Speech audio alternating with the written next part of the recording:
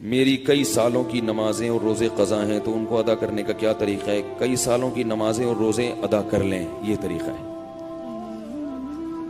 یہی طریقہ ہے، اس کے علاوہ اور کوئی طریقہ؟ جتنے سالوں کی نمازیں ہیں اتنے سالوں کی نمازیں پڑھیں۔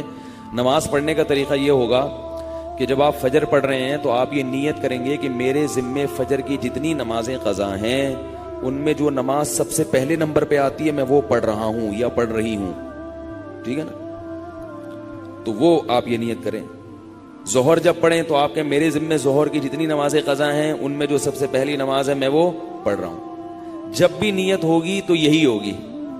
جب آپ دوبارہ فجر پڑھیں گے پھر آپ یہی نیت کریں گے میرے ذمے فجر کی جتنی نمازیں ہیں ان میں سب سے پہلی نماز، کیونکہ وہ جو آپ نے پڑھ لی ہے نا وہ تو ذمے میں رہی نہیں ہے، نہیں یاری نا، وہ تو ذمے میں رہی نہیں ہے، تو وہ خود بخود دوسری نماز پہلے نمبر پہ آ جائے گی ان نمازوں میں جو آپ کے ذمے میں ہیں، سمجھ رہے ہو؟ اسی طرح آپ ایک ڈائری میں نوٹ کر لیں کہ کتنے سال کی نمازیں، اندازہ ہی ہوگا، یقین تو نہیں ہو سکتا، کتنی سال کی فجر ہے۔ بعض لوگ فجر کم پڑھتے ہیں ظہر زیادہ پڑھتے ہیں تو وہ ظہر کم رکھیں فجر زیادہ رکھیں، ٹھیک ہے نا؟ تو جمعے کتنے آئے ہیں یہ سارا حساب کر کے ایک اندازہ ہی ہوگا، اس کا یقین نہیں ہو سکتا، تو اندازے سے کر لیں اور جتنی جتنی نمازیں پڑھتے جائیں ڈائری میں سے وہ کاٹتے جائیں۔ بعض لوگ ڈائری کا نظام نہیں رکھتے، حافظے پر اعتماد کرتے ہیں، وہ ساری زندگی کنفیوز رہتے ہیں، پڑھتے رہتے ہیں، ان کو یہ نہیں پتا چلتا کہ ہوئی ہے کہ نہیں ہوئی ہے۔ اس لیے حافظے پر اعتماد نہ کریں، ڈائری میں باقاعدہ نوٹ کریں اور جتنی نمازیں ہوتی جا رہی ہیں ان کو کاٹتے چلے جائیں، تو انشاءاللہ یہ نمازیں آپ کی امام مہدی کے آنے سے پہلے پہلے، جس اسپیڈ سے آپ پڑھ رہے ہیں اس میں تو یہی ہے کہ امام مہدی کے آنے سے پہلے پہلے یہ نمازیں آپ کی امید ہے کمپلیٹ ہو جائیں۔ تو بھائی 24 گھنٹے میں کم از کم ایک دن کی نماز لازمی پڑھو، ایک دن کی بھی نہیں پڑھ رہے تو پھر گناہ ہونے کا خطرہ ہے بہت سخت، اور ایک دن کی اگر پڑھ رہے ہو تو اگر موت آ گئی تو وصیت کر کے جاؤ، تو اللہ کی رحمت سے امید ہے اللہ تعالیٰ معاف کر دیں، کیونکہ انسان اس سے زیادہ کا مکلف نہیں ہے نا۔ اب ایک دن میں 5 نمازیں فرض بھی پڑھنی ہے، پھر قضا بھی پڑھنی ہے، تو اور بھی تو کام کرنے ہیں نا۔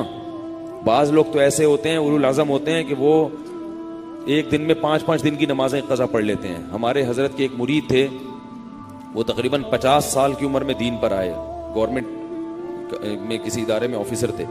50 سال کی عمر میں جب آئے ہیں تو ایسا انقلاب آیا ان میں کہ انہوں نے 50 سال کی عمر میں عالم بھی بنے، وہ حافظ بھی بنے، اور میرا خیال ہے کتنے 60 40 50 سال کی قضائے عمری انہوں نے ایک سال میں نمٹا لی۔ ہم جب بھی جاتے تھے ہر وقت نماز پڑھ رہے ہوتے تھے یا تلاوت کر رہے ہوتے تھے اور مدرسے میں پڑھ بھی رہے ہوتے تھے، ایسا ٹائم کو مینج کیا انہوں نے۔ تو ایسے لوگ بھی ہیں، لیکن بہرحال شارٹ ہیں ایسے لوگ، تو آپ ایسے نہ بنیں، اتنا ہی کر لیں کہ 24 گھنٹے میں کم از کم ایک دن کی۔ پھر قضاء عمری پڑھنے کا کوئی ٹائم متعین نہیں ہے، فجر کے وقت میں ظہر کی پڑھ سکتے ہو، ظہر کے وقت میں فجر کی پڑھ سکتے ہو، مکروہ وقت نہ ہو۔